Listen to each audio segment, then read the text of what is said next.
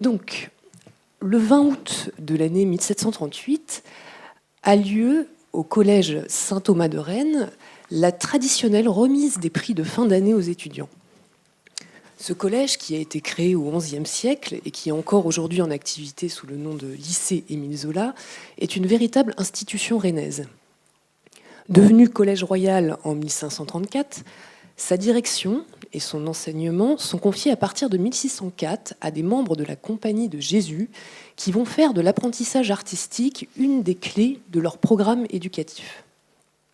La cérémonie de remise des prix était l'occasion pour les élèves de faire la démonstration des résultats de cet apprentissage en donnant des représentations théâtrales, souvent assorties d'intermèdes dansés pendant les entr'actes. Donc là, je vous ai mis une représentation assez tardive de la cour du lycée Saint-Thomas, mais qui a été saisie par un artiste juste avant les travaux de reconstruction du bâtiment tel qu'on le connaît aujourd'hui. On dispose d'assez peu de sources concernant ces spectacles et le détail de leur mise en scène. Rares sont les pièces qui ont été conservées et on ignore le plus souvent l'identité de leur auteur. Les témoignages les plus précieux qui nous soient parvenus les concernant sont les petits programmes qui étaient édités pour l'occasion et distribués à l'auditoire. Ce sont des documents assez modestes, souvent sous forme d'in-quarto de 6 à 10 pages, qui avaient également une vocation éphémère. Donc on en a préservé très peu, mais ceux qui sont parvenus jusqu'à nous sont très précieux puisqu'ils nous livrent des informations de premier ordre sur la nature et le déroulé de ces spectacles. Outre la date, le lieu et l'heure de la représentation, les programmes nous offrent un résumé de l'action dramatique ainsi que le nom des différents élèves qui y prennent part.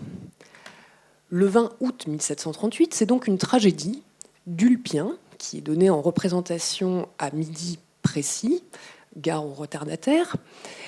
Le nom de l'auteur n'est pas cité et le programme s'attache principalement à détailler l'argument du ballet qui sert d'intermède à la tragédie. La portée édificatrice du thème choisi est clairement affichée puisqu'il s'agit d'un ballet moral qui porte un regard critique sur certains des travers de la société en abordant ici le thème de la curiosité.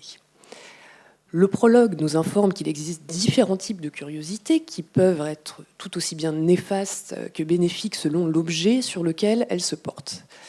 La représentation consiste ensuite en une succession d'entrées, de petites scénettes. Certains tableaux sont purement allégoriques, donc la curiosité est personnifiée par un étudiant déguisé en déesse qui arrive sur un char traîné par des génies ailés. D'autres épisodes sont plutôt tirés de la mythologie. Donc, très classiquement, on retrouve les compagnons d'Ulysse qui libèrent les vents de l'outre offerte par Éole. Orphée qui cherche un peu trop tôt à contempler le visage de sa Dulcinée, ou encore Pandore qui répand les mots sur la surface de la Terre. Certains tableaux encore sont de nature beaucoup plus actuelle et mettent en scène des contemporains assistant à des spectacles de pantomime à la foire ou des groupes de personnes avides de connaître les nouvelles des gazettes fraîchement livrées au bureau de poste. Alors, ce ballet, ça n'est pas une production typiquement rennaise, puisqu'il reprend quasiment à l'identique une représentation qui avait été donnée un an auparavant au collège Louis-le-Grand à Paris. La plupart des scènes y sont similaires et les quelques variantes apportées tiennent plutôt à la nécessité d'adapter la mise en scène à un nombre plus restreint d'élèves. Il y a toutefois un épisode du ballet parisien qui a été sciemment écarté par les jésuites rennais et remplacé par un autre beaucoup plus anecdotique. Dans la troisième partie, où sont décrits les différents périls qu'apporte la curiosité, la troisième entrée mettait en scène des chimistes acharnés à trouver le secret de la pierre philosophale et qui, je cite, « après plusieurs vaines tentatives qui se dissipent en fumée, reconnaissent enfin le péril de leur fortune et devenus sages à leurs dépens, ils renoncent pour tout jamais à tout cet attirail de chimie qui coûte beaucoup et ne produit rien. » Si ce tableau a été écarté, C'est très certainement pour ménager la sensibilité d'une personnalité rennaise qui avait engagé d'importants frais pour se constituer un laboratoire de chimie. Il s'agit du président Christophe-Paul de Robien. Christophe-Paul de Robien, c'est un parlementaire issu de la vieille noblesse de robe rennaise et qui occupe à la suite de son père un poste de président à Mortier au Parlement de Bretagne. Mais alors, ce qui a fait en particulier sa renommée durant cette première moitié du XVIIIe siècle, c'est son activité de collectionneur. Il a constitué dans son hôtel particulier rennais un cabinet de curiosités d'une grande diversité. Toutes ces collections ont été préservées par ses héritiers et saisies à la Révolution. Et c'est vraiment cette collection qui a formé le noyau dur, l'acte de naissance des premières institutions rennaises, que sont les institutions culturelles, excusez-moi, que sont le Musée des Beaux-Arts, la Bibliothèque publique et le Muséum d'histoire naturelle. Aujourd'hui, près de 6500 œuvres d'art sont encore conservées dans les collections du musée des Beaux-Arts de Rennes et ont fait l'objet d'une reconstitution au sein du parcours permanent. Donc c'est là que je vais essayer de passer assez rapidement. Je vous ai fait à chaque fois un petit panel de certains ensembles d'œuvres. Donc ici, sa très intéressante collection de peintures. Il possédait 140 tableaux. La plupart sont des petits formats, assez intimistes, dans le goût de l'école du Nord, et qui pouvaient trouver plus facilement leur place dans les pièces à vivre de l'hôtel particulier.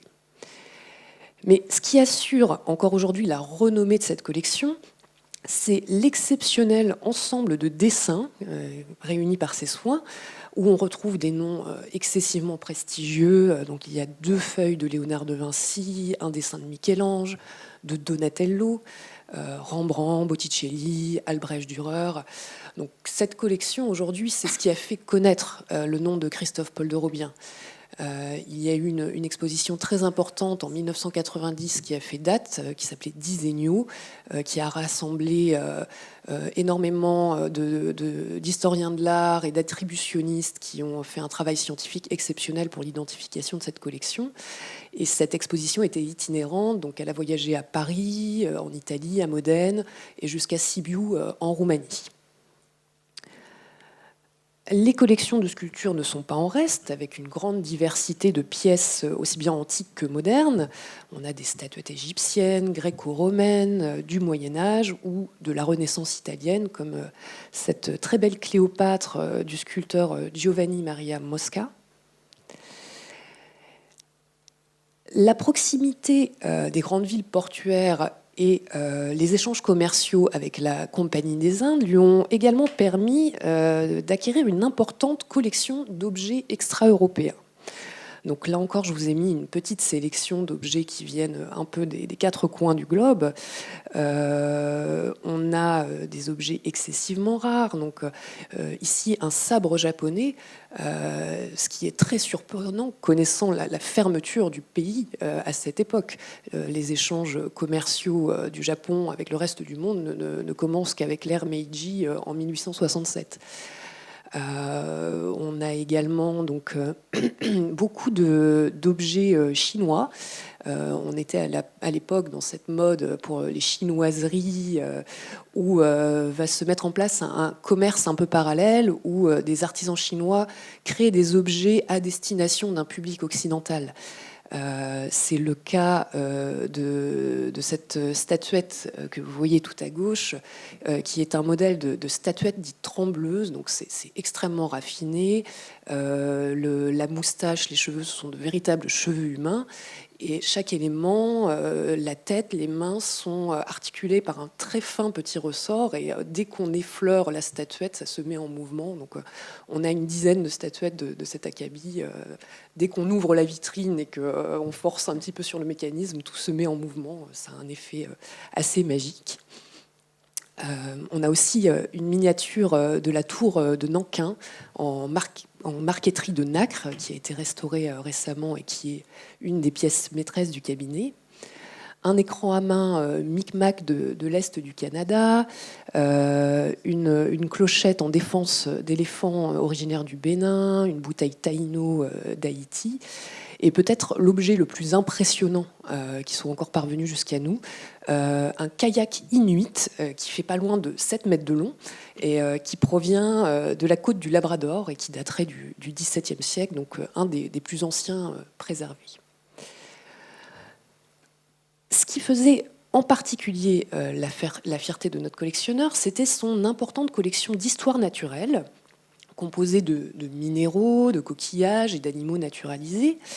Alors malheureusement, ces ensembles n'ont pas été préservés pour la plupart, soit parce qu'ils étaient trop putrescibles et qu'ils n'ont pas été préservés, ou alors ils ont été mélangés avec d'autres collections du Muséum d'histoire naturelle et ils ne peuvent plus être rattachés aujourd'hui au fond de notre collectionneur.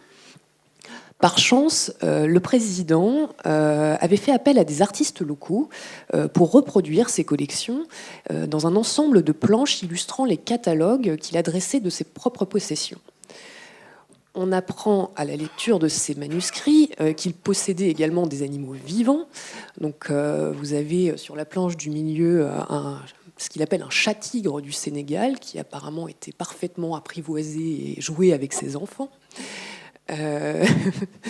La pratique des dons pouvait également participer à la renommée du collectionneur, et Robien va en faire l'exemple en offrant au roi Louis XV une lionne qui va finir ses vieux jours dans la ménagerie du château de Versailles. Et plus surprenant encore, le président se piquait de tératologie, c'est-à-dire l'étude des produits monstrueux de la nature. Il était particulièrement fier de son spécimen de serpent à 2 têtes. Il possédait entre autres un porcelet siamois à 8 pattes. Et cette fascination va le porter jusqu'à faire l'acquisition de spécimens humains qu'il disséquait au cours de séances dans son cabinet en présence de scientifiques de son entourage. Donc, par la grande multiplicité de ses collections, le président de Robien, il incarne la figure du curieux par excellence. Or, en ce début du XVIIIe siècle, ce modèle de curieux de cabinet, il est de plus en plus soumis à la critique.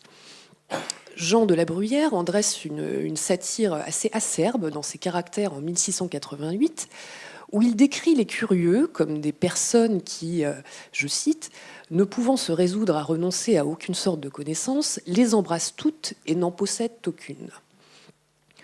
Dans le 4e volume de l'encyclopédie de Diderot et d'Alembert, donc publié en 1754, la définition du terme curieux est sans appel. Un curieux en peinture est un homme qui amasse des dessins, des tableaux, des estampes, des marbres, des bronzes, des médailles, des vases, etc. Ce goût s'appelle curiosité. Tous ceux qui s'en occupent ne sont pas des connaisseurs, et c'est ce qui les rend souvent ridicules, comme le seront toujours ceux qui parlent de ce qu'ils n'entendent pas. Cependant, la curiosité, cette envie de posséder qui n'a presque jamais de bornes, dérange presque toujours la fortune, et c'est en cela qu'elle est dangereuse. Pour échapper à cette critique de la curiosité vue comme une pratique superficielle, un désir avide de posséder totalement dénué de crédit scientifique, le président va mettre à profit ses collections pour former un grand projet, celui de rédiger un précis encyclopédique sur l'histoire de la Bretagne. Très complet, ce manuscrit aborde l'histoire de la région depuis ses origines jusqu'aux événements les plus récents. Il va procéder aux toutes premières fouilles archéologiques sur le territoire et dresser des relevés topographiques d'une grande précision. Son ouvrage détaille également les différents spécimens de minéralogie, de faune et de flore présents en Bretagne. Il cartographie les villes, en fait dresser par ses dessinateurs des représentations avec des vues détaillées de monuments, les costumes traditionnels portés par les habitants. Et le président s'intéresse également au progrès des métiers et des techniques. Il délivre une description détaillée des améliorations portées dans les domaines de l'industrie agricole et minière. Et pour appuyer son discours, il fait réaliser par ses illustrateurs différentes planches figurant des machines de forage et de levage employées dans cette industrie. Donc, ces illustrations, Elle préfigure, avec près de 40 ans d'avance, les planches qui se reproduisent à partir de 1772 en accompagnement des textes de l'encyclopédie. Tout ce travail vaudra à son auteur une reconnaissance assez tardive, mais qui dépassera les frontières du pays, puisqu'il adhérera à l'Académie royale des sciences et des lettres de Berlin en 1755. Alors, cette consécration, elle va également inspirer les jésuites du collège Saint-Thomas de Rennes, puisque le 23 août 1752 est donné en représentation un ballet intitulé La Patrie et dédié au seigneur des États de Bretagne. On conserve une reproduction gravée du décor peint en trompe-l'œil. Du décor peint en trompe-l'œil pour cette représentation, commande passée au peintre vanneté Jean-Vincent L'Hermité pour la somme assez colossale pour l'époque de 30 000 livres. Donc on serait sur l'équivalent de 350 000 euros d'aujourd'hui. Le programme iconographique est assez ambitieux. On y voit un grand portique scandé de baies en plein cintre et orné de groupes sculptés figurant différents épisodes mythologiques. Donc, le dessin clairement affiché du spectacle de 1752, il était de mettre en avant des grands épisodes de l'histoire de la Bretagne en les illustrant de manière allégorique sous le voile ingénieux de la fable. Les anciens Vénètes se voient ainsi comparés aux Carthaginois pour leur talent de navigateurs et d'explorateurs, tandis que l'incendie qui a détruit en grande partie la ville de Rennes en 1720 est mis en parallèle avec celui qui a ravagé Rome en 642. Lorsque vient le moment d'illustrer la patrie victorieuse du mauvais goût et embellie par les monuments des beaux-arts, c'est bel et bien le président de Robien qui est symboliquement représenté sous les traits de Pline l'Ancien, au même titre que le magistrat rennais qui emploie son temps entre sa charge de président à Mortier et ses recherches sur l'histoire naturelle. Pline partage ces moments entre les fonctions sublimes des premières dignités de l'Empire romain et les observations attentives sur les productions de la terre, sur les fossiles qui se trouvent dans ses veines et sur les corps animés qui l'habitent. Pour asseoir le parallèle, un texte imprimé dans la marge du livret rappelle l'existence du cabinet du président, qui renferme des choses extrêmement précieuses en tout genre, et pour lequel de célèbres académiciens n'ont pas hésité à venir faire le déplacement jusqu'à Rennes. La pièce illustre la venue de ces beaux esprits, comme celle de génies connaisseurs, qui entreprennent un long voyage pour contempler de si riches trésors. Après les avoir admirés et donné des éloges à la patrie qui renferme un monument si rare, ils avouent que ce monument, tout précieux qu'il est moins estimable encore que l'intelligence, la capacité et la politesse de celui qui en est le possesseur. Le compliment est d'importance, et nous pouvons imaginer qu'un tel hommage rendu devant l'assemblée de ses pairs ait pris des allures de véritable consécration pour le président de Robien, 14 ans après le premier ballet sur le thème de la curiosité, qui aurait pu faire soupçonner une satire dirigée à son encontre.